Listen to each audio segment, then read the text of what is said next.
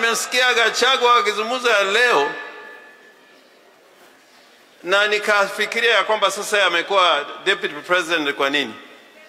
Kwa sababu anasema wana tabu, wana deni, na ni kama walikuwa wamelala wakati walikuwa katika serikali iliyopita, kwa sababu Ruto alikuwa katika serikali hiyo kwa miaka 10.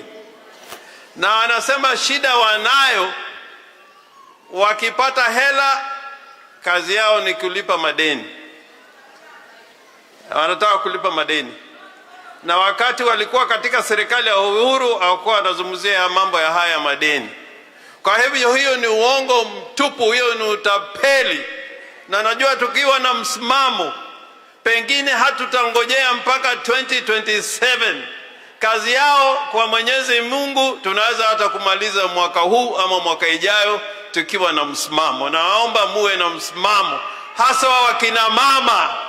Wakina mama wakijitokeza, Kenya itaamka na tutapata mapinduzi ambayo tunazotaka. Kwa hivyo sitaki kusema mengi kuliko hayo.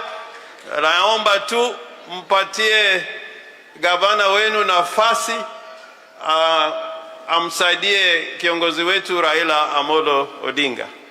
Mtampatia nafasi?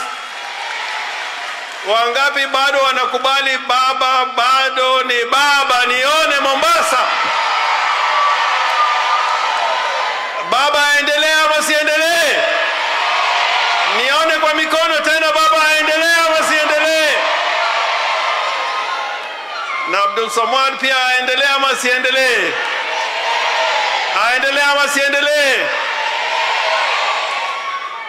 Mimi nitawaambia watu wa Kenya kwanza, wakitaka kuwa viongozi wamwige gavana wenu, pengine wanaweza kufaulu. Asanteni sana, asante. Haya, hamjambo tena. Sasa